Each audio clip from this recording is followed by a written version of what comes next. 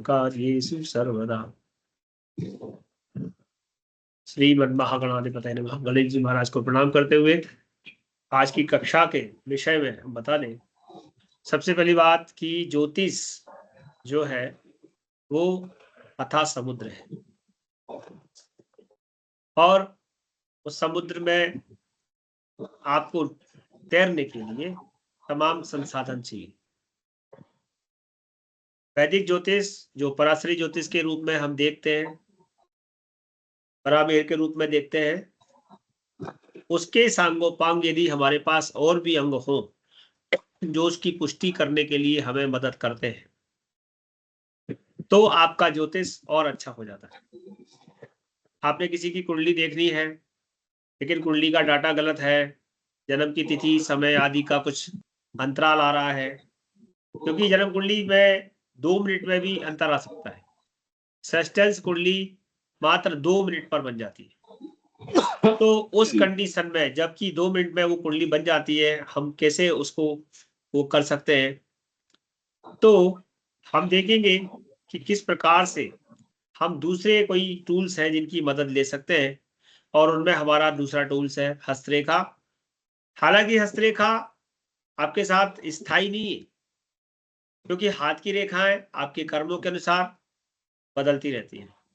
कुछ रेखाएं फिक्स है, जीवन रेखा फिक्स है, हृदय रेखा फिक्स है, मस्तिष्क रेखा फिक्स है, 7 प्रकार की रेखाएं, 7 पर्वत है, सब कुछ है, सब फिक्स है। लेकिन आप किस प्रकार के कर्मों में किस प्रकार के कार्य को कर रहे हैं उसके अनुसार आपके हाथ की बनावट संरचना बदलती रहती है।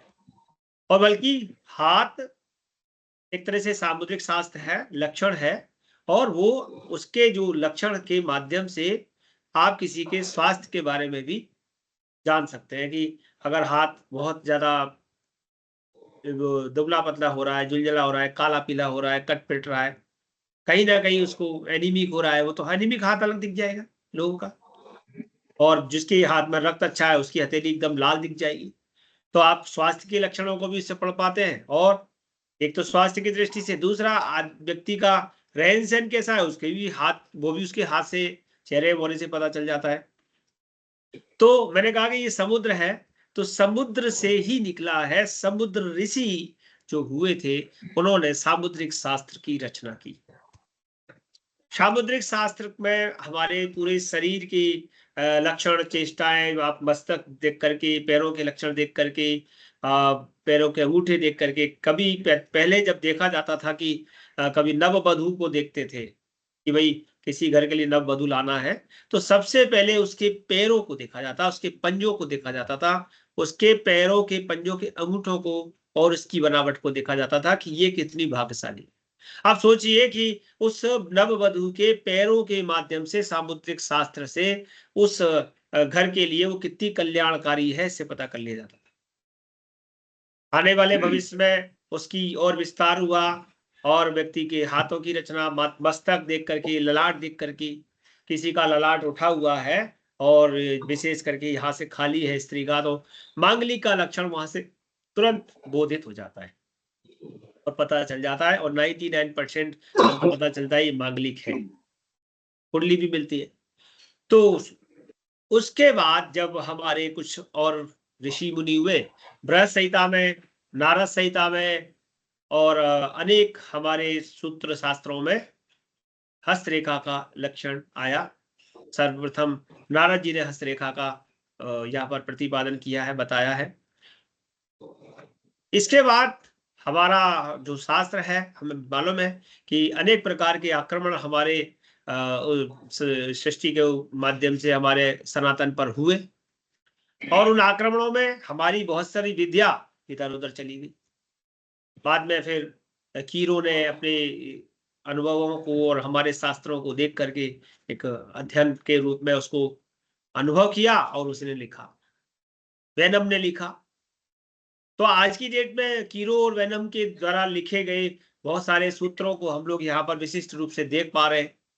तो शास्त्र हमारा ही है, उस पढ़ हम हमारा ही शास्त्र रहे हैं, उसमें कहीं ना कहीं हमारे साथ पाश्चात्य ज्योतिषी जुड़ गए हैं। और हस्तरेखा शास्त्र अनुभव का शास्त्र है। उन लोगों ने अपने अपने अनुभव के साथ उस शास्त्र की रचना की, उस शास्त्र को लिखा और शास्त्र को लिख करके उसके माध्यम से हमें बताने की चेष्टा की कि किस प्रकार हम उस हस्तरेखा विज्ञान को समझ सकते हैं।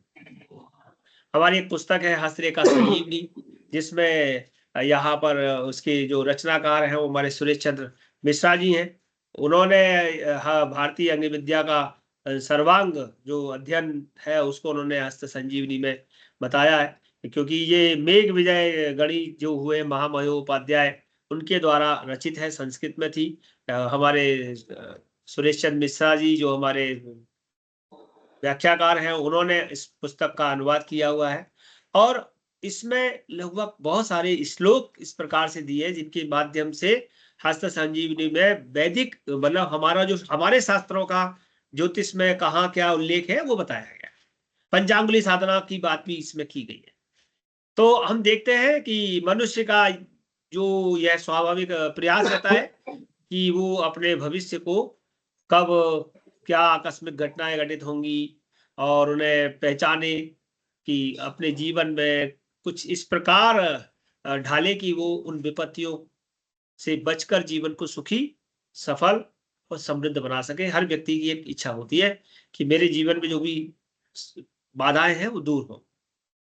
तो इस भविष्य को जानने की इच्छा के लिए बहुत सारी विधाएं प्रचलित है, ज्योतिष है, तो हस्तरेखा है, मुखाकृति है और आपका पक्षी ज्ञान भविष्य भी है और आप देखते हैं प्रश्न ज्योतिष भी है। एक हमने नेपोलियन थ्योरी भी सुनी हुई है, वो आप लोगों ने सुनी कि नहीं। अंक शास्त्र है, ताश के पत्तों के द्वारा है, बहुत सारी विधियां हैं। लेकिन सभी विधियों में कोई ना कोई टूल आपको चाहिए, मतलब कुछ चाहिए आपको। लेकिन हमारे पास हस्तरेखा शास्त्र ऐसा शास्त्र है जिसमें भविष्य कथन करने के लिए आपको किसी बाहरी उपकरण की आवश्यकता नहीं है। मात्र सामने वाले के हाथ, उसकी रेखाओं को देख करके उसके माध्यम से ही आप उनके भूत, वर्तमान और भविष्य के बारे में सही सही जान सकते हैं। मैं बोल रहा हूं यह अनुभव की विद्या है। आप हस्तरेखा ज्योतिष प्रवीण में आएंगे, आपको बेसिक ज्ञान दिया जाएगा कि हस्तरेखा शास्त्र किस प्रकार से देखना है, हाथ कितने प्रकार के होते हैं, रेखाएं कितनी होती हैं, पर्वत कितने होते हैं, लचीले हाथ, पिलपिले हाथ और अंगूठा और पूरा, बहुत सारी चीजें हमारे शुक्ला सर यहाँ पर हैं जो कि हस्तरेखा के हमारे ग्वालियर के एचओडी है। वो अभी थोड़ी देर बाद आपको बहुत सारी चीजें बताएंगे। आरती शर्मा है उनके साथ सहायक शिक्षक, वो भी बताएगी। मैं आपको केवल प्रस्तावना दे रहा हूं। तो संसार के किन्हीं भी दो मनुष्यों के भाग्य एक से नहीं होते और इसी प्रकार के संसार के दो व्यक्तियों की हथेलियों की रेखाएं भी एक सी नहीं होती। तो हथेली मुख्यतः है जो हमें देखते हैं तो उनमें हम क्या मुख्य मुख्य हमें कितनी रेखाएं दिखती है? 2 3 4 5 3 रेखाएं तो आपको मुख्य रूप से दिखती है। कुछ थोड़ी थोड़ी और दिख जाएंगी तो आपको 4-5 रेखाएं दिख जाएंगी, ठीक है। लेकिन छोटी छोटी बहुत सारी रेखाएं आपको हथेली में दिखेगी और ये रेखाएं एक दूसरे के साथ कहीं ना कहीं संबंध बना रही होती है, धूमिल सी दिखाई देती है। लेकिन इन रेखाओं को अच्छे से देखना है तो प्रातः काल हाथ को जब देखते हैं उस समय ये रेखाएं स्पष्ट दिखती हैं और इसीलिए कहा गया है कि हथेली हाथ देखने का जो कार्य है उनको प्रातः काल ही देखने का समय उचित बताया गया है। बहुत सारे लोग रात्रि में हाथ देखते हैं। हालांकि ये बात इसलिए भी थी कि पहले के समय में प्रकाश नहीं होता था लेकिन फिर भी प्रातः काल का समय सबसे अच्छा बताया गया है। तो प्रातः काल के समय में ही हाथ देख करके आप बता सकते हैं।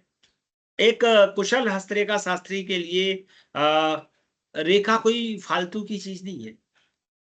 उसके लिए इसमें छोटी से छोटी रेखा को भी जानना उतना ही महत्वपूर्ण है जितना किसी बड़ी रेखा को जानना, क्योंकि बड़ी रेखाएं तो स्पष्ट है, सबको दिख रही है, लेकिन छोटी रेखाएं ही है जो उसके अंदर के रहस्य को उजागर करेंगी। असाधारण हो, अप्रत्याशित हो, जीवन में कोई हलचल हो, ये सारी बात उस जो बारीक बारीक जो रेखाएं हैं जिनको आप नहीं पढ़ पा रहे हैं, जिनको पढ़ने का आप प्रयास करेंगे, उसके लिए आप यहाँ सीखेंगे, उनसे ही आप पता कर पाएंगे।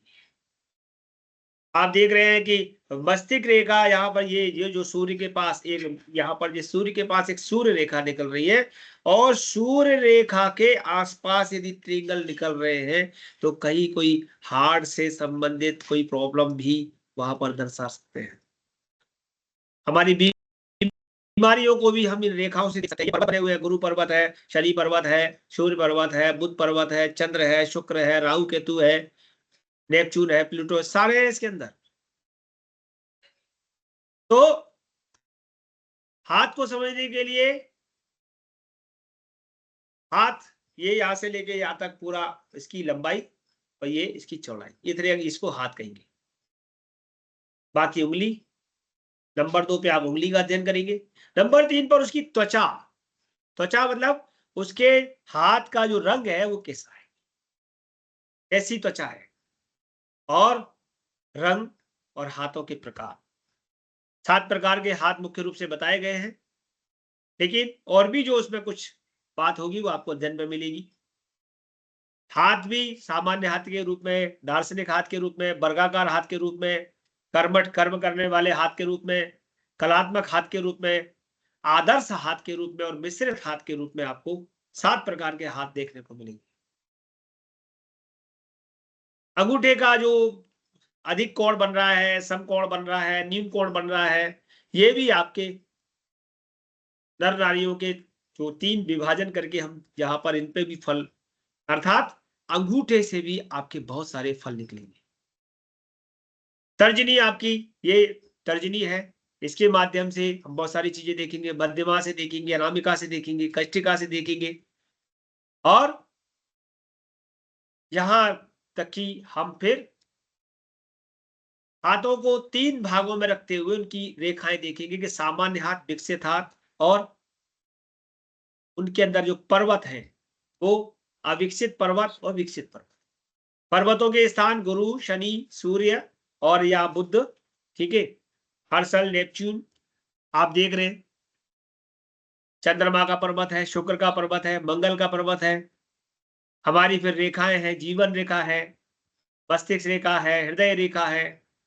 इसके अलावा जो रेखाएं हैं, सूर्य रेखा, भाग्य रेखा, स्वास्थ्य रेखा, विवाह रेखा, मंगल रेखा, थोड़े थोड़े बलय, यहाँ बलय बने होते हैं बीच में, आपने देखे होंगे कभी कभी हाथ में घुंघरू से रहते हैं।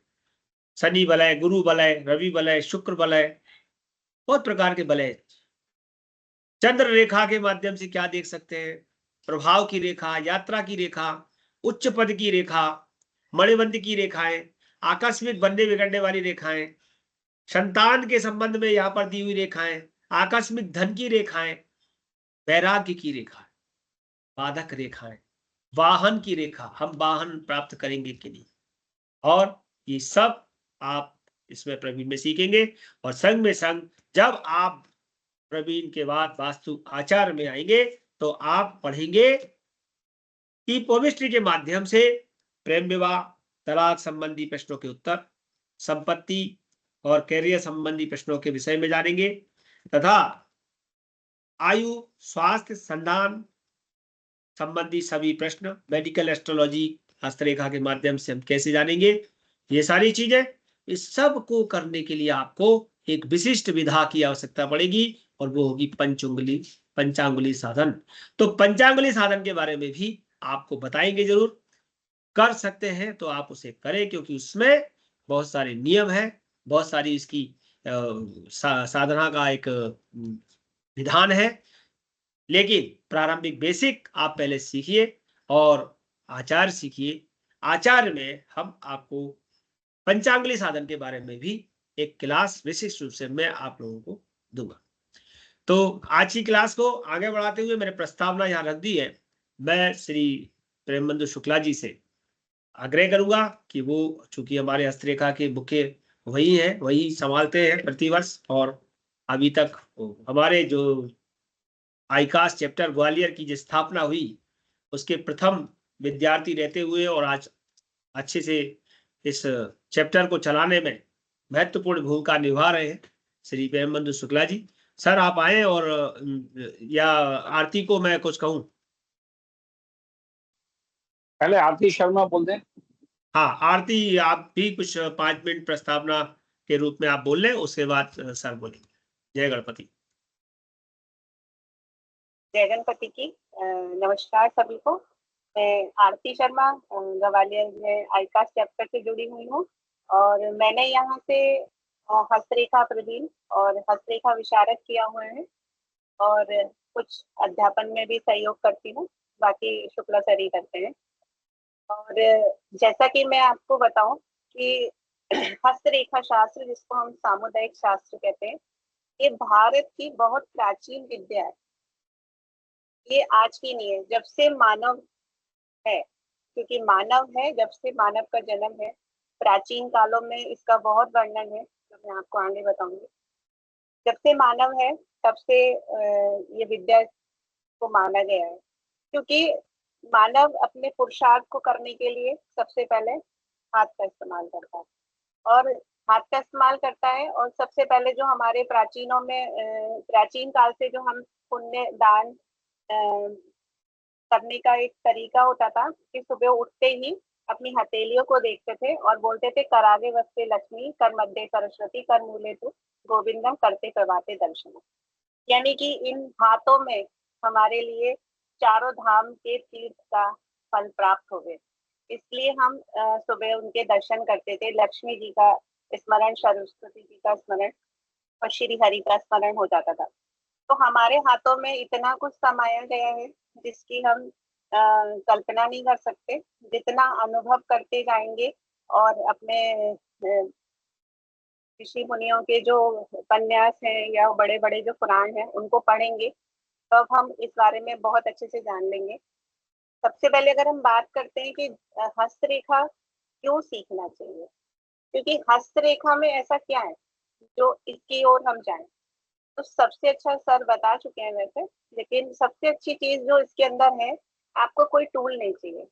आपको इसके लिए कोई पेन कलम पंचांग, कोई मोबाइल, कोई डिवाइस भी नहीं चाहिए, किसी तरह का कोई डिवाइस नहीं चाहिए। आप जहाँ बैठे हैं वहीं अपने विद्या को आरंभ कर सकते हैं। सबसे बहुत अच्छी चीज तो ये है, क्योंकि आपको कोई औजार नहीं चाहिए अपने कार्य को आगे बढ़ाने के लिए। दूसरा, अगर इसके अंदर हम देखा जाए तो सबसे अच्छी चीज जो है कि आप कुंडली बनाने में आपको समय भी लगेगा। चलो कुंडली भी अगर बनी मिल गई तो आप उसमें दशा भी देखेंगे, गोचर भी देखेंगे, कुंडली, लग्न कुंडली, बल्कि वर्ग कुंडली भी लगाएंगे और इन सब का विश्लेषण करने में लगभग बहुत टाइम लग जाता है। उसके बाद हम किसी को उसका फलित कर सकते हैं, उसके बारे में बता सकते हैं कि इसका जातक का ये परेशानी का। क्योंकि सबसे पहले तो व्यक्ति जब भी आता है हमारे पास या किसी भी ज्योतिषी के पास, जब वो बहुत परेशान होता है, और जब परेशान होता है तो सबसे पहले व्यक्ति का जो खत्म हो जाता है उसे कहते हैं धीरज, धैर्य। तो वो हर चीज अच्छी चाह रहा है, जल्दी से मुझे कुछ अच्छा बता दीजिए। अब गोचर की अगर प्लैनेट की बात करते हैं तो भाई जब वो बदलेंगे, जब परिवर्तन होगा, जब आपको उसका रिजल्ट मिलेगा, तो आप उसे अगर कह भी देंगे कि नहीं अभी शनि बदल जाएंगे तब ठीक हो जाएगा, लेकिन होता ही है कि शनि को भी बदलने में पूरा 1 वर्ष है। तो व्यक्ति के अंदर धैर्य नहीं है क्योंकि वो तकलीफ में है। इसमें आपको गोचर वगैरह कुछ लगाना नहीं होता है, तो आप आसानी से कह सकते हैं कि आप अपना पुरुषार्थ दिखाइए, हो सकता है आपको 2 दिन बाद ही परिवर्तन मिले।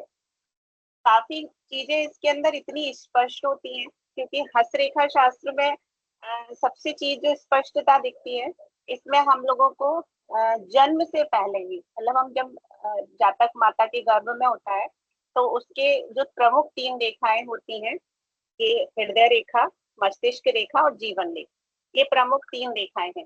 ये जातक के गर्भ से ही आ जाती है। किसी भी बच्चे का जन्म होता है, बल्कि कहते हैं नाखून से पहले ये रेखाएं बन जाती हैं। तो ये जब 3 रेखाएं आ जाती हैं, जिसको हम बोलते हैं मातृ रेखा, पितृ रेखा और इसको बोलते हैं जीवन रेखा, ये तीनों रेखाएं हमारे जन्म से पहले ही हमारे हाथों में बन जाती हैं। यानी कि ये हमारे पूरे जीवन काल की रचना है, हमें कुंडली की आवश्यकता नहीं है। क्योंकि कईयों के साथ ये होता है, जन्म हुआ लेकिन उन्होंने टाइम नहीं लिखा, कुंडली नहीं मिल पाई, अब कुंडली अंदाज से बनाई, वो फलित सही नहीं लग रहा है। इसके अंदर आपके पास आपके खुद के हाथ हैं और कहीं जाना नहीं है, कभी भी आप दिखा सकते हैं और दिखाने पर फलित आपका ही होगा क्योंकि हाथ आपके हैं।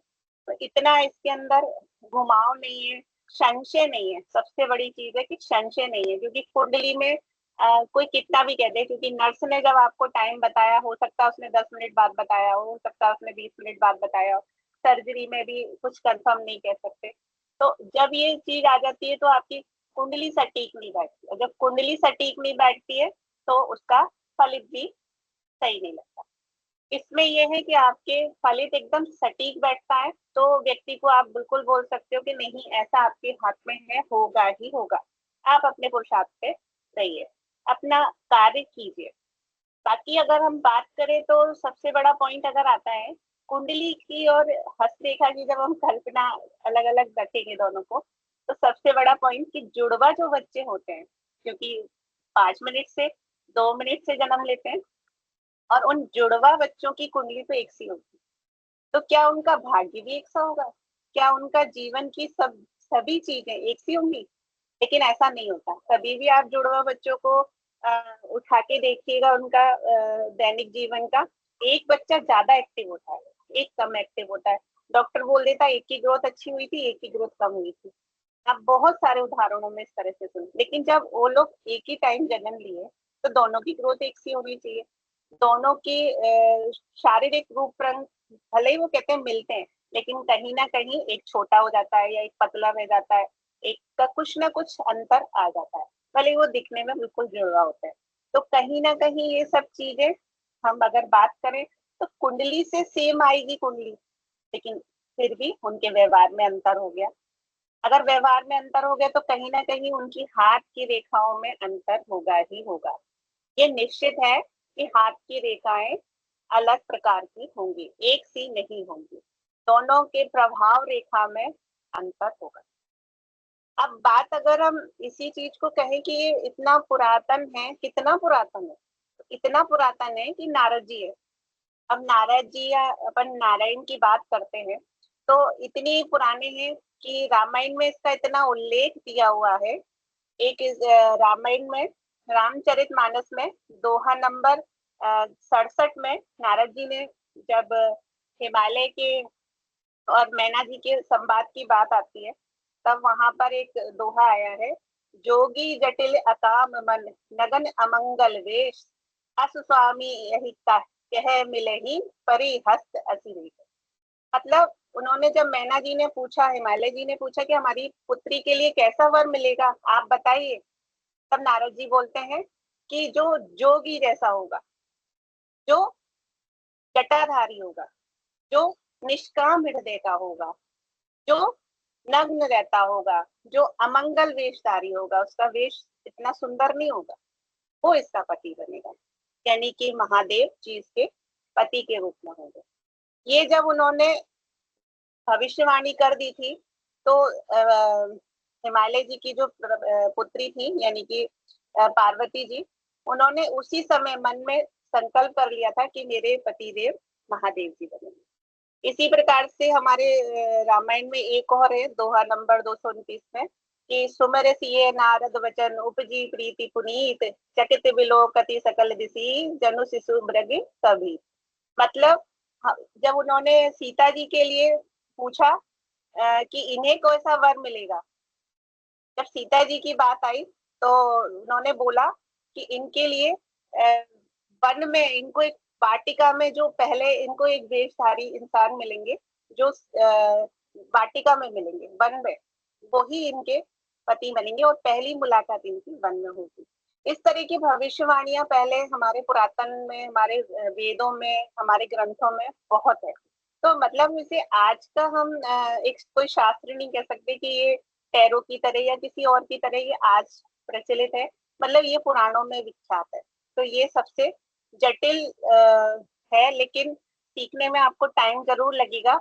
लेकिन जब सीख जाएंगे तो इसका फलित मुझे ऐसा लगता है कि बहुत सटीक बैठता है और इसके फलित के द्वारा हम बहुत सारी चीजें निकाल सकते हैं। अब जब हम हस्तरेखा की बात करते हैं तो सर ने बताया कि हम हर चीज इसमें प्रधान है। हस्तरेखा के अंदर हम एक एक चीज से चीज देख सकते हैं। सबसे पहले हाथों के लक्षण से ही देख सकते हैं कि जातक किस तरह का होगा, हाथ उसका कैसा है, मोटा है, पतला है, भारी है, चौड़ा है, लंबा है, किस तरह का है, लंबा है, कलाकार व्यक्ति है, उसकी प्रवृत्ति पता चल जाती है। प्रवृत्ति पता करने के लिए हमें समय नहीं लगेगा, उसका व्यवहार हमें हाथ देखकर ही पता चल जाएगा।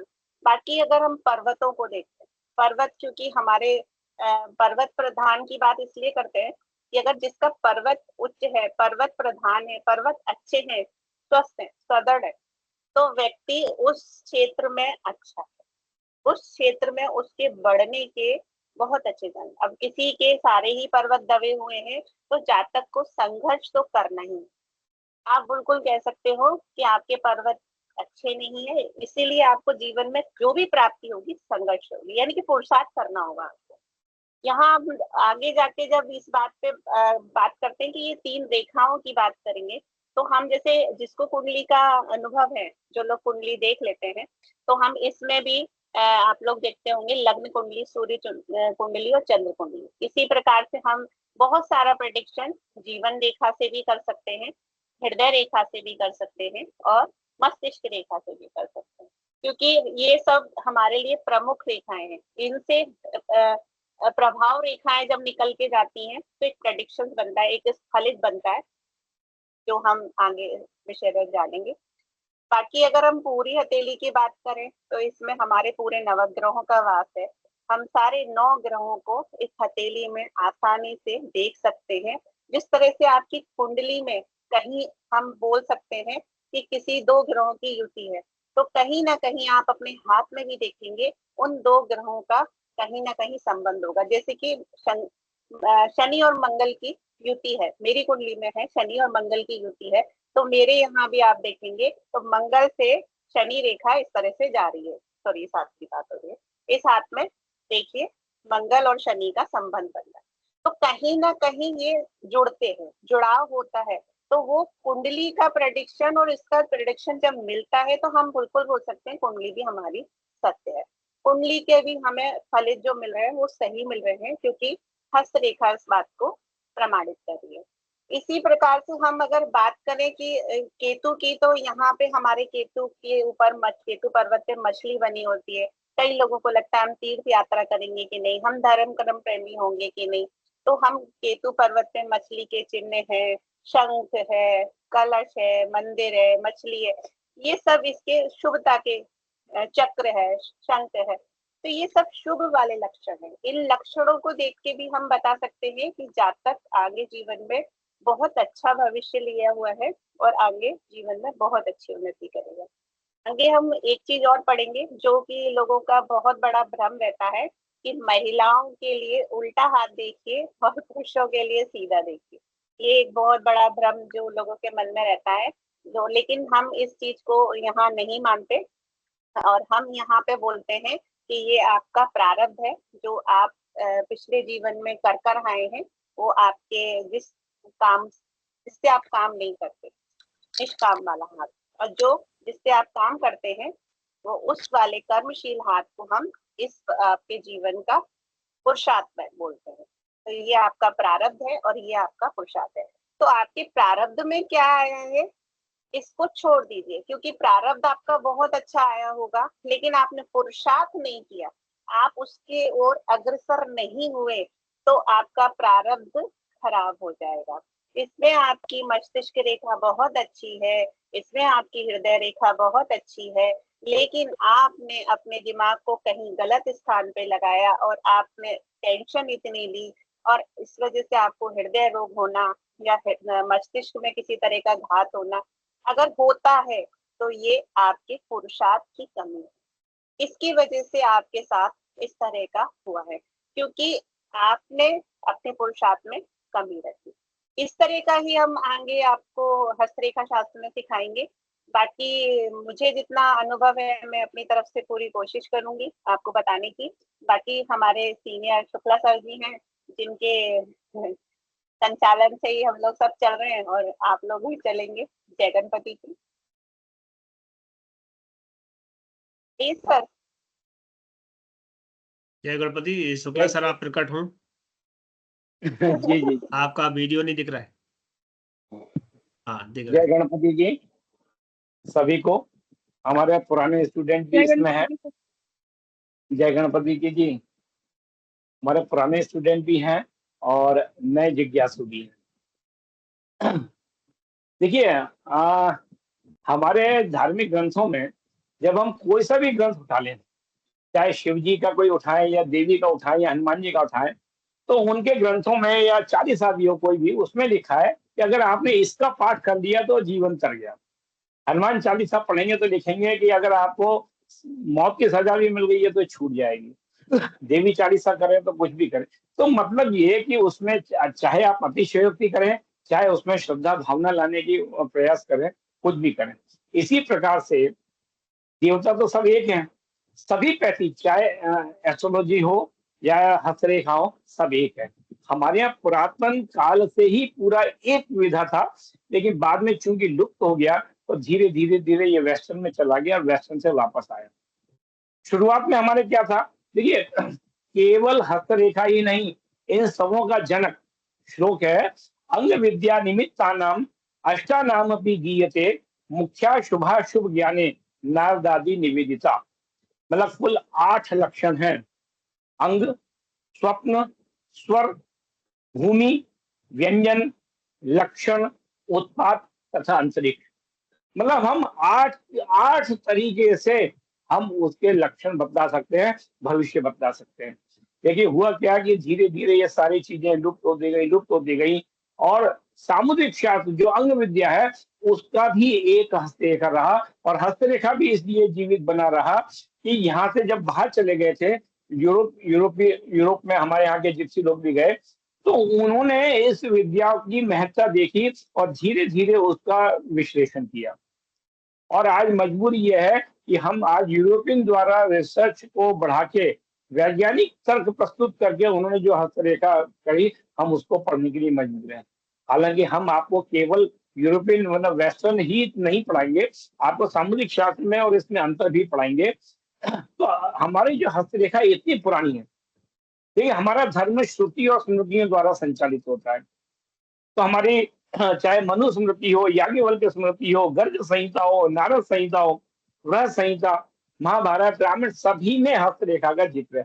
जैसा कि आरती जी ने अभी बताया, नारद जो है, नारद जी का बहुत उल्लेख है हस्तरेखा में। हमारा जो धर्म या कुछ भी समझ लीजिए, ज्योतिष या कोई भी तरीका किसके ऊपर जाता है? पुरुषार्थ के ऊपर। गीता में पुरुषार्थ साधन के लिए कृष्ण जी को, अर्जुन को 700 श्लोक सुनाने पड़े, तब जाके वो पुरुषार्थ साधन के लिए तैयार हुए। हम हस्तरेखा द्वारा आपके पुरुषार्थ को बढ़ाने के लिए कोशिश करेंगे। हमारे अथर्ववेद में क्या लिखा है? प्रथम दक्षिण हस्ते जयो में आहित, मतलब मेरे दाएं हाथ में पुरुषार्थ है और बाएं हाथ में विजय। जब हमारे दोनों हाथों में पुरुषार्थ और विजय है तो बाकी सब चीजों की जरूरत ही क्या? हम केवल हस्तरेखा पढ़े, हमारा पुरुषार्थ साधन भी हो जाएगा और हमारी विजय भी हो जाएगी। तो ये मैंने आपको कपोल कल्पना नहीं करी, हमारे शास्त्रों से और वेदों से द्वारा उल्लेखित की चीजों पर। हस्तरेखा इतना आसान तो नहीं है। हस्तरेखा में हमारे हाथों की बनावट, त्वचा, उंगलियां, नाखून, पर्वत, उसके बाद रेखाएं। मतलब रेखाएं तो बहुत बाद में आती है, बाकी जो हमारे हाथ की बनावट, उंगलियां वगैरह, यही बहुत महत्वपूर्ण है। देखिए आपको एक इसके वैज्ञानिकता का बतलाता हूँ। आपने देखा होगा हमारे यहाँ पहले गर्भाधान संस्कार होता था। जब बच्चा गर्भ में आता था तो उस मतलब उस लेडी का उसका पूजन किया जाता था कि गर्भ में उसका पूजन भी होता था और गर्भ के वो बच्चा जो है सुरक्षित रहे। इजराइल में आज भी होता है, हमारे यहाँ तो भूल चले। क्यों होता था? उसका कारण यह है कि हमारे हाथ के ऊपर यानी कि ये जो उंगलियों के टिप्स है, इसके पर चिन्ह होते हैं जिसको शंख, चक्र और सीत कहते हैं। मैं आपको एक वैज्ञानिक अभी तत्काल के प्रभाव से बतलाऊंगा। मतलब बहुत ज्यादा चीजें नहीं है, बहुत ज्यादा चीजों को अपन कवर नहीं कर सकते। मैं केवल उंगलियों के ऊपर बोलूंगा, केवल उंगलियां, बाकी तो छोड़ दीजिए, ये तो बहुत बड़ी चीज है। आप देख लीजिए कि आपके हाथों में 10 उंगलियों में चक्र ज्यादा है, ये तो सब जानते हैं चक्र है। शंख, शंख ऐसा ऊपर से आता है, वो शंख होता है, और यह वेल जैसी चीज होती है, उसको आर्च कहते हैं। 3 चीजें।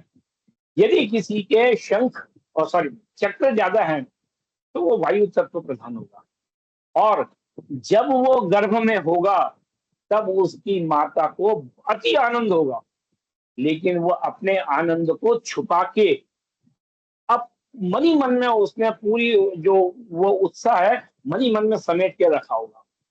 बहुत आनंदित होंगी लेकिन उस आनंद को अपने तक समेट के रखा। आप पता लगा लेना अपनी माता से, यदि माता हो जीवित हो जिनकी और उनको याद हो तो बताना। जिनके शंख ज्यादा होगा वे जल तत्व के होंगे, और जब वो गर्भ में होंगे तो उनकी माता अपने आनंद को छुपाए नहीं छुपती होगी, वो सबों से उस अपने आनंद को, अपनी उत्सुकता को सबों से प्रदर्शित करती होगी। जिसके सीप भी कहते हैं उसको, वेव जैसी, जैसे आर्च अगर वो होगा, ये पृथ्वी तत्व प्रधान होगा वो जाता है, और उसकी माता ने जो आनंद, उसको बहुत ज्यादा आनंद नहीं होगा, उसको जो भी आनंद होगा वो समूह को बतलाया भी एक साधारण रूप में रही, और कुछ मौका होगा, कुछ भी होगा कि वो उसको गर्भ में बहुत अधिक, ना तो बहुत ज्यादा उत्सुकता रही, ना बहुत ज्यादा आनंद रहा, ना उसने समूह को बोला अपने काम से काम करना। एक बहुत छोटी सी चीज है, पूर्णतः वैज्ञानिक है। इजराइल में क्यों पूजा की जाती है कि उनके समूह के चक्र हों, इसलिए गर्भ में जब बच्चा रहता है बहुत ज्यादा उसकी केयर की जाती है, हमारे तो अभी की। तो हमारा जो मतलब ये है, जो मुख्य कहने का उद्देश्य है, ये पूर्णतः वैज्ञानिक है। देखिए जो जैसा आरती जी ने बताया, हमारी कुंडली, इसमें कोई शक नहीं कि जो हमारा वैदिक एस्ट्रोलॉजी है उसका मुकाबला कहीं नहीं है, लेकिन मैंने आपको बताया हम हनुमान चालीसा पढ़ेंगे तो उसके मुकाबले फिर कुछ नहीं है, शिव चालीसा पढ़ेंगे, शिव जी का कुछ पढ़ेंगे, उसके मुकाबले कुछ नहीं है। तो हम हस्तरेखा की जब बात कर रहे हैं तो हम ये कहेंगे हस्तरेखा के मुकाबले सब बेकार। हालांकि सब एक है, अंत में सब एक होती है, एक दूसरे की साम्यता है। हम पढ़ाते समय आपको ये भी बताएंगे, देखिए साम्यता कैसे निकट के आती है। लेकिन कई बार ऐसी होती है कि जैसे आपका मंगली है और हल्ला मच गया कि सब ये मंगली है, शादी में कैसे होगी, इस मंगली से उसके मंगली से। अरे मंगली है, मंगल तो रहेगा ही, कुंडली में 12 भाव में कहीं ना कहीं तो मंगल रहेगा ही। आपने बताया 12, 1, 4, 7, 8, इसमें मंगल मंगली हो गई, यह शुक्र से मंगल, चंद्र से मंगल, आंशिक मंगली। अरे उसके ऊपर मंगल का कुप्रभाव है या सुप्रभाव है, ये देखिए। और सीधी सी बात है, हमारा ये 2 मंगल होते हैं, अगर ये मंगल है तो वो बहुत आक्रामक हो जाएगा, और इधर वाला मंगल है तो वो अच्छा हो जाएगा। एक उसमें रेजिस्टेंस पावर होगी, ऊर्जा होगी। इतनी छोटी सी चीज है जो कि हमारे को एस्ट्रोलॉजी में क्या होता है, मत मतांतर है। कई पुस्तकों में एक दूसरे का मतभेद है, यहाँ पर ये मतभेद नहीं है। तो वो चीजें हैं उससे अच्छी हैं। संतान की क्षमता है, एक छोटी सी चीज बताता हूँ आपको। ये उंगली पे, ये देखिए अंगूठे पे, ये बीच में एक जॉइंट है ना, ये रेखा दिख रही है। अगर किसी पुरुष के यहाँ पर ऐसा चिन्ह बी जैसा, मतलब जो इसको काटता हुआ, इस लाइन को काटता हुआ बी जैसा चिन्ह है, उसको संतान उत्पत्ति में बाधा होगी। उसके जैसे हमें वैदिक में तो हम बीज स्फुट निकालेंगे, बहुत कुछ निकालेंगे, यहाँ जैसे देखा आप कहिए तुम संतान उत्पत्ति के लिए तुम्हारे लिए बहुत परेशानी। मतलब सेकंड किसी महिला के अगर ये जो मणिबंध रेखा है, ये अगर ऊपर धनुषाकार है महिला के, तो उसको संतान उत्पत्ति में काफी उसको परेशानी। अभी कितनी छोटी सी चीज है। चलिए अभी हम रेखाओं पर तो पहुंच ही नहीं, पर्वत में तो पहुंच ही नहीं रहे, हमने त्वचा देख ली, और अब बात करते करते अब छोटी ऐसे बात कर रहा हूँ, मैं दिखा रहा हूँ, तो मैंने उंगलियां देख ली। ये उंगलियां जो है कौन सी बड़ी है, छोटी बड़ी, हमारे निश्चित परिणाम है कि कौन सी उंगली कितनी लंबाई होनी चाहिए। यदि उसकी हाइट है तो कौन सी उंगली कितनी बड़ी होगी, मतलब यहाँ तक का उसमें पूरा वैज्ञानिक है, ऐसी में कोई शक नहीं। तो अब ये जो मध्यमा उंगली है, मध्यमा उंगली के अगल बगल 2 उंगलियां हैं, ये दोनों उंगलियां बराबर होना चाहिए। लेकिन अब देखिए मेरी ये वाली उंगली बड़ी है, ये वाली उंगली छोटी है, मध्यमा बीच में है, दोनों बराबर होनी चाहिए। अगर दोनों बराबर नहीं है तो जो उंगली बड़ी है उसका प्रभाव अधिक है। अब क्या प्रभाव अधिक है, ये गुरु की उंगली है, ये अहंकार को देती है, नेतृत्व क्षमता को बोलती है, यश प्राप्ति की उसको इच्छा है तो इस प्रकार का बोलती है। और ये उंगली है, ये सूर्य, ये अपनी प्रतिष्ठा को देखती है, शो ऑफ को देखती है, रिस्क लेने को बोलती है, भावुकता बढ़ाती है। तो आपने जैसे हाथ करते करते देख लिया उंगली कौन सी लंबी है, अचानक उसके आपने नेचर को पहचान लिया कि इसका नेचर कौन सा है। फिर इसके पूर्व है, पूर्व कौन सा, ये भावावेश का है, आवेग का है, ये व्यावहारिकता का है, ये भौतिक सुख का है। मतलब ये है कि आप बात करते करते किसी के बारे में केवल जरा सी उंगलियों देखते ही उसकी प्रवृत्ति पता कर सकते हैं, केवल जरा से। चलिए एक और बतलाता हूँ। नखून, नखून रोग का सबसे बड़े जो है परिचय। नखून में अगर बीच में स्पॉट है, बीच में ऊपर नीचे, तो नर्व संबंधी कोई समस्या है। नखून 5.5 महीने में पूरे हो जाते हैं। तो नखून की पोजीशन क्या है, यहाँ से यहाँ तक आप देख लीजिए, 5.5 महीने है। बीच में है तो आप अंदाजा लगा लीजिए, ऊपर है तो कितना होगा, कितने दिनों से समस्या क्या खत्म होने वाली है, या और पॉइंट आ रहे हैं, व्हाइट पॉइंट, आप बता दीजिए। खड़ी लाइनें आ रही हैं, ठीक है। काली लाइन अगर आपके अंगूठे पे किसी भी नखून पे सीधी आ गई तो उसको एक गंभीर बीमारी हो रही है, लेकिन उस बीमारी का दवाई के द्वारा उपचार किया जा सकता है। और वहीं यदि ये जो आपके काली लाइन है वो आड़े में हो गई तो वो गंभीर बीमारी का ऑपरेशन करवाना ही पड़ेगा। बिना ऑपरेशन के वो बीमारी सही नहीं होगी। कितनी छोटी सी चीजें हम वैदिक एस्ट्रोलॉजी में कितनी मेहनत करते हैं, ऐसी बात नहीं है। हम कितनी मेहनत करते हैं और जरा सा भी समय अगर गलत है तो हम नहीं कर पाते। और एक बात ये एस्ट्रोलॉजी में एक चीज और है, पाराशर जी ने ये कहा है कि कोई जातक जब पैदा होता है तो सबसे पहले उसके पिता का प्रभाव रहता है, फिर उसके बाद उससे दुगना मल्टीपल में माता का प्रभाव रहता है, फिर उसके मल्टीपल में ग्रहों का प्रभाव रहता है, और उसके भी मल्टीपल में परिवेश का प्रभाव रहता है, कहाँ पल रहा है। तो आप जो है कुंडली वही है, दो लोगों की सेम कुंडली है, आप उसकी व्याख्या सही ढंग से नहीं कर सकते, क्योंकि उसका परिवार, उसका कुल, माता पिता, परिवेश, ग्रह तो बाकी ठीक है, बाकी तो सब अलग हो गए, और प्रभाव उत्तरोत्तर बढ़ता जाता है। ये खुद पाराशर जी ने लिखा अपने वृहत पाराशर द्वारा शाप में। लेकिन हस्तरेखा में ऐसा कुछ नहीं है, जो कुछ है सामने। हाँ, ये बात सही है कि हस्तरेखा में किसी की मानसिक प्रवृत्ति को बहुत अच्छा जाना जा सकता है, और बाकी जो घटनाओं को थोड़ा सा गंभीरता से देखना पड़ता है। मानसिक प्रवृत्ति तो हम बात करते करते पता लगा लेंगे इसकी है कैसी मानसिक प्रवृत्ति। अब सवाल ये कि इतनी सटीकता क्यों है, हम केवल उंगली से ही क्यों देखिए, मैं अभी केवल उंगली के बारे में बोल रहा हूँ, बाकी के बारे में नहीं बोल रहा। बाकी बोलता तो फिर मैं बाकी के बारे में बोलता। मैं अभी केवल उंगलियों के बारे में बोल रहा हूँ। ये प्राथमिक चीजों को बोल रहा हूँ कि प्राथमिक चीजें ही कितनी वैज्ञानिक है। क्यों है उंगलियों का प्रभाव, क्यों है कि हमारा जो ब्रेन है वो ब्रेन दो हिस्सों में बटा रहता है। फोटोग्राफ आपको आप चाहेंगे तो मैं प्रोवाइड भी कर दूंगा, लेफ्ट ब्रेन और राइट ब्रेन, ठीक है। तो जो लेफ्ट ब्रेन होता है जो लेफ्ट ब्रेन होता है उसका 5 हिस्से होते हैं, और 5 हिस्से ये हमारी राइट हैंड की 5 उंगलियों से होता है। इसको हम R1 कहेंगे, इसको R2, मतलब राइट का 1, राइट का 2, राइट की 3, राइट की 4, राइट की 5। और इसी प्रकार से जो राइट हैंड का जो हमारा ये ब्रेन होता है वो लेफ्ट हैंड से जुड़ा रहता है। L1, L2, L3, L4, L5। और ये जो जुड़े रहते हैं मस्तिष्क के जो हिस्से होते हैं, 5 हिस्से कौन से होते हैं? प्री फ्रंटल लोब, पहला होता है प्री फ्रंटल लोब, जो कि अंगूठे से जुड़ा रहता है। R1, L1 दोनों के अलग अलग काम है। जो ब्रेन का वो हिस्सा जो काम करता है वही अंगूठा करेगा। फिर होता है फ्रंटल लॉब। फ्रंटल लॉब में क्या होता है? तर्जनी, तर्जनी जुड़ती है, दोनों तर्जनी, लेफ्ट का अलग काम है, राइट का अलग है। थोड़ा सा और हम अगर आगे बढ़ते जाए तो तब है, मतलब इतना वैज्ञानिक है, 100% वैज्ञानिक चीज आपको बता रहा हूँ, ठीक है। तो फिर फ्रंटल लॉब हुआ, फिर क्या हुआ? पेरिटल लॉब, उसका तीसरा हिस्सा पेरिटल लॉब, जो कि मध्यमा उंगली से होते हैं।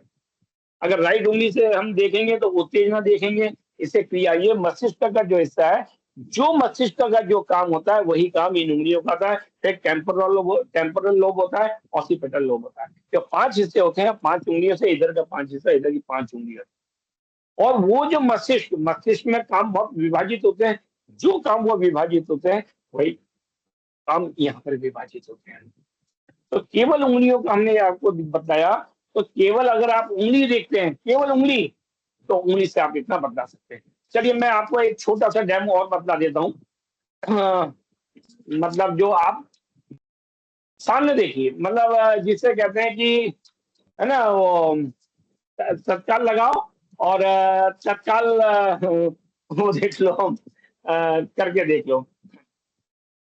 उसको अब मैं बतलाऊं कि नहीं अभी? चलिए, आगे आप ये तो अब समय चूंकि ज्यादा हो रहा है, हम उंगलियां बतलाई, उंगलियों के बीच का गैप, उंगलियां देखिए सबसे कम गैप इन दोनों उंगलियों के बीच का होता है, ठीक है। अगर इसके बीच में आपको गैप दिख रहा है तो वो जिम्मेदारी की भावना से अलग रहेगा, वो जिम्मेदारी नहीं उठा पाएगा, उठाना नहीं चाहेगा। यदि इन दोनों के बीच में गैप है तो वो स्वतंत्र विचारों का होगा। अरे कितनी छोटी छोटी चीजें हैं जो हम बात करते करते, किसी से बात करते करते उस हाथों को देखते हुए ये पहचान जाते हैं। तो इसमें कोई बहुत बड़ी बात नहीं है। यदि आपके पास कुछ नहीं, आप मानिए इंटरव्यू के लिए कोई आदमी आया, आप उसको देख के उसकी प्रवृत्ति पहचान सकते हैं। आप किसी से दोस्ती कर रहे हैं, तत्काल पहचान जाएंगे आप ये दोस्ती करने लायक है कि नहीं है, कौन सी उंगली इसकी बड़ी है। लीडर बनाना है किसी को, किसको बनाना है उसको देख के बतला दो। चलिए दुकानदार है, दुकानदार के लिए आप बता देते हैं। दुकानदार के पास एक ग्राहक आया, ग्राहक को केवल ये देख लो कि उसकी ये उंगली बड़ी है कि ये उंगली, कंपेरेटिवली कंपेरेटिवली अगर ये उंगली बड़ी है, तर्जनी बड़ी है, तो वो ग्राहक पैसों को प्रमुखता देगा कि मेरे पैसे किसमें बच रहे हैं। आप उससे उस प्रकार से बात करो, भाई आपको सस्ता पड़ेगा, इसमें आपको पैसे की बचत होगी और थोड़ा सा अहम भी होगा, उसके अहम को संतुष्ट कर दो और किस हिसाब से वो पैसे की बचत होगी। आप बड़े मतलब बहुत अच्छे, आपका वो है मतलब छांटने का तरीका, आप बड़े अच्छे पारखी हैं, आप ये करोगे इसमें पैसा भी बच रहा है, आपने अच्छी चीज भी दे दी, वो खुश हो जाएगा, वो लेगा, क्योंकि वो पैसा बचाना चाह रहा है और अपने अहम को जो है आड़े ला। वहीं उसकी अगर ये उंगली बड़ी है तो आदमी क्या होगा, रिस्क लेने से डरेगा नहीं, लेकिन वो भावुक होगा। उसको आप भावना के मतलब साहब आप तो बहुत बड़े आदमी हैं, आप तो ऐसे हैं, आपका बड़ा कलेक्शन, मतलब उनको भावनाओं में लेके और भावुक बना के उनसे आप लाभ उठा सकते हैं। यदि व्यापारी है तो अपना सामान बेच के या और दूसरी चीजें दूसरे बेच के। इतनी सारी चीजें एस्ट्रोलॉजी में नहीं बताई जा सकती। हालांकि ऊपर चल के सब एक है, ये ध्यान रखिएगा।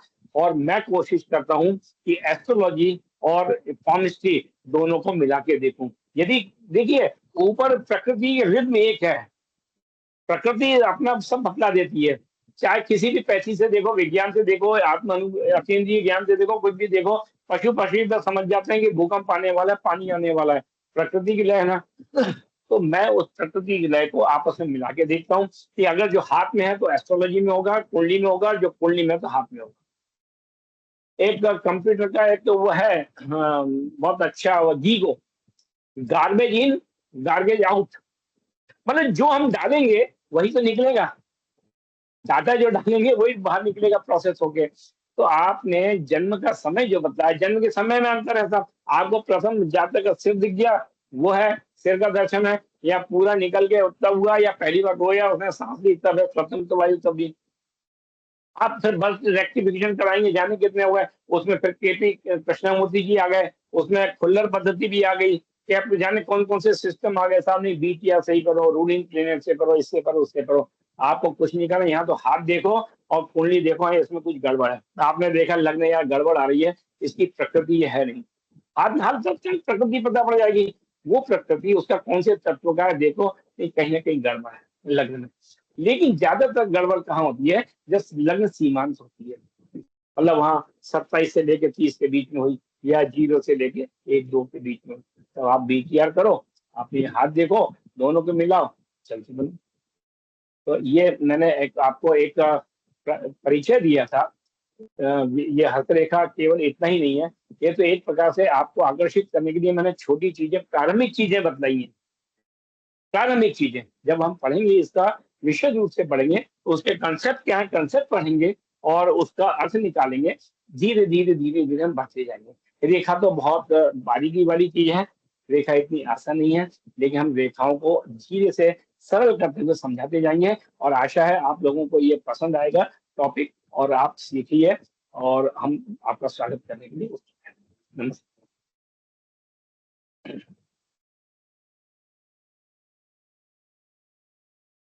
आपका माइक नहीं खुला।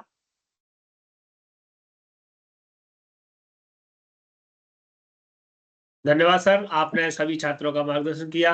बहुत सारे छात्र चाहते हैं कि हम ज्योतिष के साथ हस्तरेखा सीखे या अन्य कोई विधा सीखे, तो उन्हें यदि उसमें कुछ विशेषता दिखती है तो वो आते हैं। हमारे पूर्व छात्र बहुत सारे इसमें जुड़े हुए हैं और अभी नए छात्र भी हैं, तो हम सभी से एक बार अपना परिचयात्मक वो करेंगे। और इसमें हमारे पुराने छात्र श्री राजेंद्र जी हैं, तो मैं चाहूँगा राजेंद्र जी अपना अनुभव भी बोलना चाहेंगे। तो पिछले उन्होंने हस्तरेखा में अपना एडमिशन लिया था, तो राजेंद्र जी आप आए और अपना परिचय देते हैं और लोगों को मार्गदर्शन कर सकते हैं तो करें। है क्या राजेंद्र जी? सही है, ओके। चलिए कोई बात नहीं, मैं जानना चाहूंगा ये राजेंद्र जी हैं। राजेंद्र जी आप आए और अपने बारे में थोड़ा बताएं, अनुभव बताएं। राजेंद्र शर्मा जी, आपका माइक ऑन नहीं। जय गणपति जी। जय गणपति। और अपना वीडियो भी खोल लीजिए तो लोगों को आपका स्वरूप दिख जाएगा। मैं राजेंद्र शर्मा। जी। ज्योतिष मैंने आईकास्ट में एडमिशन लिया था ज्योतिष के लिए। मैंने ज्योतिष प्रवीण किया, फिर ज्योतिष प्रवीण शुरू किया, लेकिन मुझे बीच में सर ज्योतिष प्रवीण करने के बाद मुझे लगा कि मुझे हस्तरेखा में भी करना चाहिए। तो मैंने ज्योतिष प्रवीण करने के बाद मैंने हस्तरेखा में एडमिशन लिया था, तो हस्तरेखा प्रवीण भी मेरा हो चुका है। और मेरा जो अनुभव कहता है कि अगर आपको अच्छा ज्योतिष बनना हो तो आपको हस्तरेखा का भी ज्ञान जरूरी है। क्योंकि क्योंकि कोई भी सर अपने पास आता है पत्रिका लेके, अपन उसकी पत्रिका देखते हैं तो अपने को एक डबल बेनिफिट रहता है कि अपन उसका हाथ भी देख के उसका हाथ का निरीक्षण करके भी उसका रिजल्ट निकाल सकते हैं और अपनी कुंडली के हिसाब से भी अपन उसका डिसीजन ले सकते हैं, उसको प्रिडिक्शन कर सकते हैं। मुझे इसमें अभी मेरे पास कुछ कुंडली भी आने लगी है और कुछ हस्तरेखा अभी मैंने थोड़ा प्रैक्टिस चालू किया है, तो मुझे इसका बहुत बेनिफिट मिला है। और मुझे ऐसा लगता है कि अपन जो प्रिडिक्शन दे रहे हैं, एक अपना कॉन्फिडेंस भी बढ़ा है कि अपन जो प्रिडिक्शन दे रहे हैं उसमें अपन सही प्रिडिक्शन दे रहे हैं। संबंधित को भी सेटिस्फेक्शन हो रहा है कि हाँ सर ये बात सही है। मुझे बहुत अच्छा लगा कि मेरे आप लोगों का, गुरुजियों का, सभी का, गुरुजनों का सबका आशीर्वाद रहा कि मैंने हस्तरेखा, बीच में हस्तरेखा का भी मैंने कोर्स चालू किया। मेरा हस्तरेखा प्रवीण हो चुका है। मैं हस्तरेखा विशारद में भी हमारे सब विद्वान ज्योतिष हमारे प्रेम बंधु शुक्ला सर के मार्गदर्शन में, आपकी नियम के मार्गदर्शन में हम पढ़ाई कर रहे हैं। मैंने मेरा यह सौभाग्य रहा कि अभी मुझे 6 महीने हुए थे हस्तरेखा में, लेकिन मुझे अभी उज्जैन में इन्विटेशन मिला था, हस्तरेखा का एक कार्यक्रम था, तो वहाँ पे इन्विटेशन मिला था। मैंने फिर अपनी प्रस्तुति भी दी थी, मुझे वहाँ से फील्ड प्राप्त हुई। मुझे अभी आप मुझे वहाँ का लोनावाला बम्बई का भी मुझे अभी आमंत्रण प्राप्त हुआ है, जयपुर का भी मुझे आमंत्रण प्राप्त हुआ। मुझे लगता है मैं अपने साथियों से और अपने पूर्व साथियों से यही कहना चाहता हूँ, आप निश्चित हस्तरेखा में भी आप एडमिशन लें। ये आपके ज्योतिष में आपकी प्रिडिक्शन को बहुत स्ट्रांग करेगा, आपको एक कॉन्फिडेंस देगा और आप बहुत एक अच्छा ज्योतिष बन सकते हैं। धन्यवाद गुरु। धन्यवाद सर, आपने सीखा और इस उम्र में आकर के आप ज्योतिष भी सीखे, हस्तरेखा भी सीखे और लगन के साथ इतनी दूर रह करके, तो धन्यवाद आपको। स्वरूप चौधरी जी हमारे इसमें दिख रहे हैं, अगर स्वरूप चौधरी जी हैं तो आए और अपना, क्योंकि वो भी ज्योतिष प्रवीण, हस्तरेखा प्रवीण कर चुके हैं। और इनके अलावा ट्विंकल जी, आप भी पुराने हैं। ट्विंकल शुक्ला जी, ट्विंकल जी आपके इसमें पुराने हैं। वो कभी यदि होंगी तो उन्होंने कभी हाँ बोला नहीं तो मैं पहचान नहीं हाँ पाऊंगा। ट्विंकल जी, आपका माइक ऑन करके कुछ 2 शब्द बताएं अपने बारे में। सर मैं न्यू स्टूडेंट हूँ सर, आज ही ज्वाइन किया है मैंने।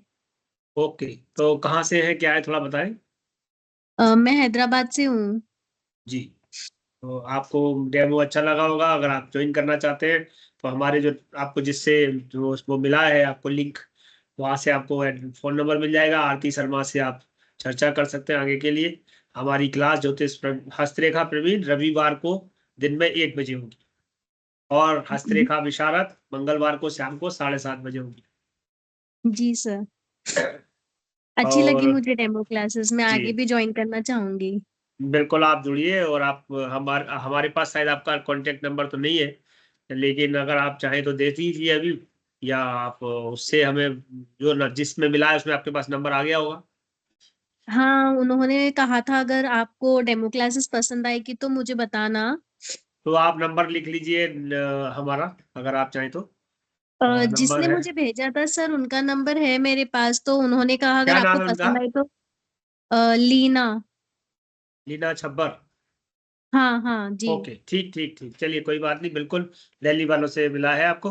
आपका जी वेलकम है, आप उनको बता दीजिएगा, वहीं जी पर सर। आप अपना एंट्री करा लीजिए। जी सर। ठीक है। संजय गर्ग जी हैं, मैं देख रहा हूँ। संजय गर्ग जी, आप अपना परिचय दें। जी सर, नमस्कार। जी सर, मैं कामाक्षी से भी विशारद कंप्लीट किया है, जी।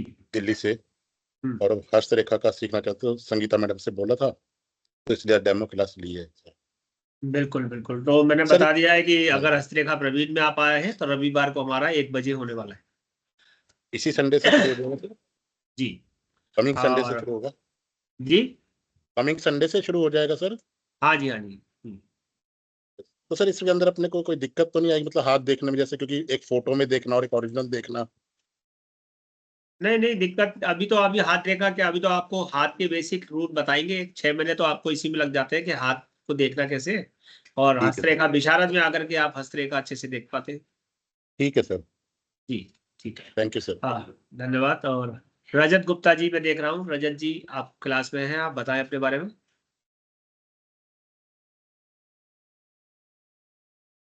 ठीक है। प्रतिभा जी, यदि आप हैं तो आप बताएं। निकिता शिव, हाँ प्रणाम प्रतिभा गुरुजी। जी बोलिए। प्रणाम गुरुजी। जय हाँ, गणपति। जय गणपति की। हस्तरेखा में थोड़ा रुचि तो है, लेकिन आज मैं क्लास टाइम से शुरू नहीं कर पाई। अभी मतलब शुरू करा, लेकिन मैं अभी सुन रही हूँ क्लास के लिए कि 1 बजे से क्लास रहेगी इसकी। 1 से 2 रविवार। हाँ जी, तो रविवार को एक तो ज्योतिष प्रवीण की होती है वो सुबह, आपकी पहले निपट जाएगी, वो पहले निपट जाएगी। तो वो सर फिर पूरा दिन इंगेज हो जाएगा ना, तो वो नहीं दे पाऊंगी। फिर इसके बाद देखूंगी फिर हस्तरेखा का, क्योंकि वो वर्किंग में रहती हूँ तो एक ही दिन छुट्टी मिलता है। फिर वो चलिए ठीक 11:30 है, बजे से हमारा शुरू कुछ टाइमिंग चेंज होता है तो हम आपस में सभी लोग चर्चा करके आपको डालेंगे। ठीक है, जी सर। हाँ जैसा जी, भी अगर होगा, टाइम क्योंकि का कुछ ये होता डेमो है तो करने फिर का मैं। मतलब ये भी है हमारा कि हम लोगों की जी ये भी जान लें कि लोग क्या चाहते हैं, कब चाहते हैं। ठीक है ना? जी जी तो अच्छा है बिल्कुल। आपने बताया, तो हम इस बारे में भी विचार करेंगे। जी ओके। सर। निकिता शिवरे, निकिता जी आप बताएं। यस सर, एक्चुअली मैंने ना ज्योतिष प्रवीण का कोर्स लिया है, तो वही टाइमिंग का है, अगर टाइमिंग मैच करते, क्योंकि वो सुबह हो जाएगी, फिर इसके बाद ये 1 बजे ज्योतिष रहेगा तो प्रवीण का क्लास शनिवार को शाम को 5 से 6:30 7 के बीच में रहेगा, और रविवार को सुबह 10 से 12 के बीच में रहेगा। लेकिन अगर आपको दिक्कत आ रहा है, और भी लोगों को हो सकता है, ये बाहर कामाक्षी वगैरह वालों को भी आ सकता है, तो हम इस बारे में विचार करके इसमें ग्रुप ठीक है में सर। डालेंगे, है ना? तो ठीक है सर। जी ठीक है। मंजूश्री गौर, आप क्या कह रही हैं? आप भी बताएं, अपना परिचय दे दें।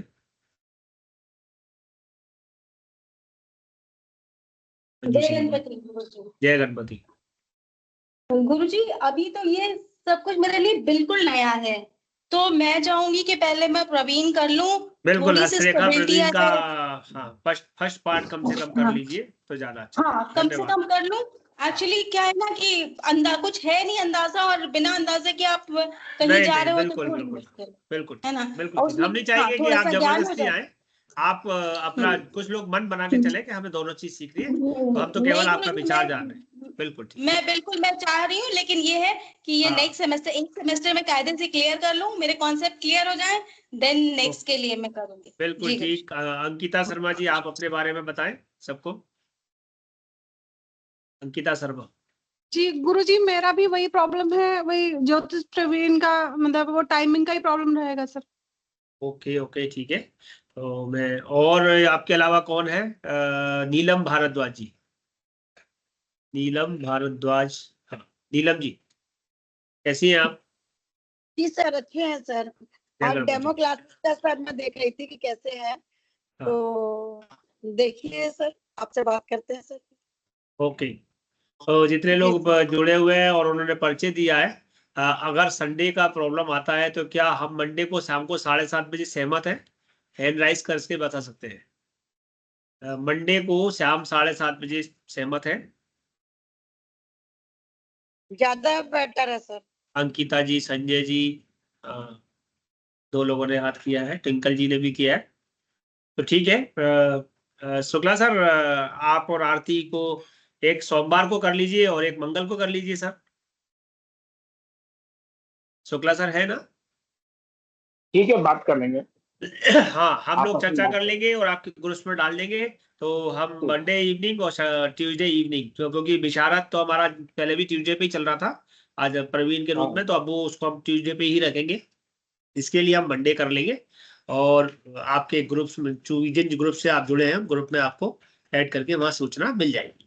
तो धन्यवाद। और बाकी एनरोलमेंट के बारे में सभी को मालूम ही है, जिनका एनरोलमेंट पहले से आईकास में है उनको एनरोलमेंट का कोई चार्ज नहीं है, कोई फीस नहीं है। और जो सेमेस्टर फीस हमारे जो चैप्टरों में दर्शाई गई है उस चैप्टर में आप अपनी अपनी सेमेस्टर फीस जमा कर दें और आपके चैप्टर के माध्यम से हमारे ग्वालियर चैप्टर से जो जहाँ से हैं वो ग्रुप में ऐड हो जाएंगे।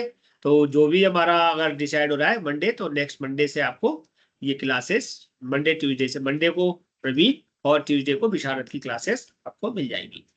जय गणपति की आज की क्लासों को पूर्ण करते हुए हम सर्वे बंधु के साथ आज विराम देंगे। सर्वे भवन्तु सुखिनः, सर्वे सन्तु निरामयः, सर्वे भद्राणि पश्यन्तु, मा कश्चित् दुःख भाग् भवेत्। ओम शांति शांति शांति। जय गणपति की। जय गणपति की। सर नमस्कार सर। जय गणपति। जय गणपति। जय गणपति।